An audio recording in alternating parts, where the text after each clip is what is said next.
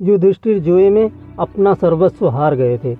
छल पूर्वक शकुनी ने उनका समस्त वैभव जीत लिया था। अपने भाइयों को, अपने को और रानी द्रौपदी को भी बारी बारी से युधिष्ठिर ने दांव पर रखा। जुआरी की दुर्दशा उसे बुरी तरह ठगती रहती है। कदाचित अब की बार सफलता मिले, किंतु युधिष्ठिर प्रत्येक दांव हारते गए। जब वे द्रौपदी को भी हार गए, तब दुर्योधन ने अपने छोटे भाई दुशासन के द्वारा द्रौपदी को उस भरी सभा में पकड़ मंगवाया। दुरात्मा सुशासन पांचाली के केस पकड़कर घसीटता हुआ उन्हें सभा में ले आया। द्रौपदी राजस्वला थे और एक ही वस्त्र पहने थी।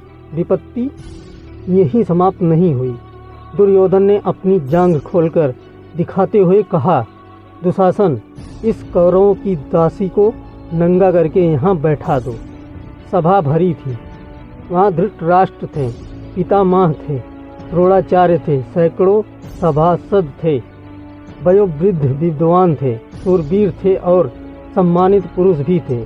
ऐसे लोगों के मध्य पांडवों की वह महारानी, जिसके केस राजस्यु के अवभूत स्नान के समय सिंचित हुए थे, जो कुछ सप्ताह पूर्व ही चक्रवर्ती सम्राट के साथ साम्राज्य के रूप में समस्त नरेशों द्वारा बंधित हुई थी, राजस्वला होने की स्थिति में केस पकड़कर घसीट लाई गई और अब उसे नग्न करने का आदेश दिया जा रहा है।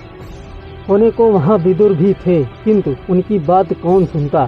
द्रौपदी ने अनेक बार पूछा, युधिष्ठिर जब अपने आप को हार चुके थे, तब उन्होंने मुझे दांव पर क्यों लगाया? अतः धर्मतः मैं हारी गई या नहीं?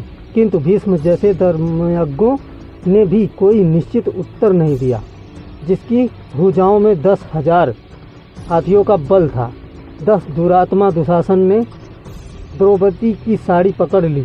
मेरे त्रिभुवन विख्यात शूरवीर पति द्रौपदी व्याकुल होकर इधर उधर देख रही थी कि कोई उसकी रक्षा करेगा, किंतु पांडवों ने लज्जा तथा शोक के कारण मुख दूसरी ओर कर लिया था। आचार्य द्रोण, पितामह भीष्म, धर्मात्मा कर्ण, द्रौपदी ने देखा कि उसका कोई सहायक नहीं। कर्ण तो उल्टे दुशासन को प्रोत्साहित कर रहा था और भीम, द्रोण आदि बड़े बड़े धर्मात्माओं के मुख दुर्योधन द्वारा अपमानित होने की आशंका से बंद हैं और उनके मस्तक नीचे झुके हैं। एक वस्त्रा अबला नारी, उसकी एकमात्र साड़ी को दुशासन अपनी बल भरी मोटी भुजाओं के बल से झटके से खींच रहा है।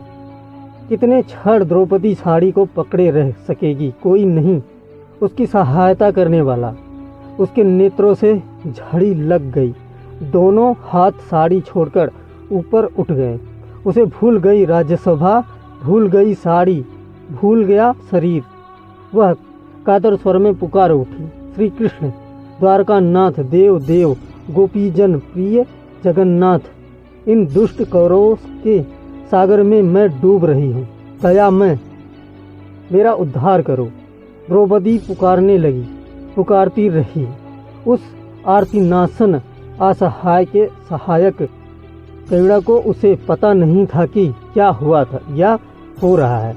सभा में कोलाहल होने लगा। लोग आश्चर्यचकित रह गए। दुशासन पूरी शक्ति से द्रौपदी की साड़ी खींच रहा था। वह हाँफने लगा था, थक गई थी। 10 सहस्त्र हाथियों का बल रखने वाली उसकी भुजाएं द्रौपदी की साड़ी से रंग बिरंगे वस्त्रों का अंबार निकालता जा रहा था। वह 10 हाथ की साड़ी पांचाली के शरीर से तनिक भी हट नहीं रही थी। वह तो अनंत हो चुकी थी। दयामय द्वारकानाथ राजस्वला नारी के उस अपवित्र वस्त्र में ही प्रविष्ट हो गए थे। आज उन्होंने वस्त्रावतार धारण कर लिया था और अब उनके अनंत का और छोर कोई कैसे पा सकता था। विदुर, यह कोलाहल कैसा है? अंधे राजा धृतराष्ट्र ने घबराकर पूछा। महात्मा विदुर ने बताया, दुशासन द्रौपदी की साड़ी खींचते खींचते थक चुका है। वस्त्रों का ढेर लग गया है। आश्चर्यचकित सभासदों का यह कोलाहल है। साथ ही आपकी यज्ञशाला में श्रृंगार घुस आए हैं और रो रहे हैं। दूसरे भी बहुत से अपशकुन हो रहे हैं। द्रौपदी सर्वेश्वर श्री कृष्ण को पुकारने में तन्मय हो रही है। उन सर्व समर्थ ने सभी अभी तो उनकी साड़ी बढ़ा दी है, किंतु यदि शीघ्र पांचाली को प्रसन्न नहीं करते तो श्री कृष्ण का महाचक्र कब प्रकट होकर एक क्षण में आपके पुत्रों को नष्ट कर देगा, यह कोई नहीं कह सकता। आपके सभासद तो भय व्याकुल होकर कोलाहल करते हुए दुर्योधन की जो निंदा कर रहे हैं उसे आप सुन ही रहे हैं। धृतराष्ट्र को भय लगा, उन्होंने दुर्योधन को फटकारा। दुशासन ने द्रौपदी की साड़ी छोड़ दी और चुपचाप अपने आसन पर बैठ गया। वह समझे या ना समझे, पांडवों तथा भीष्म जैसे भगवत भक्तों को यह समझना नहीं था कि द्रौपदी की लज्जा रक्षा कैसे हुई।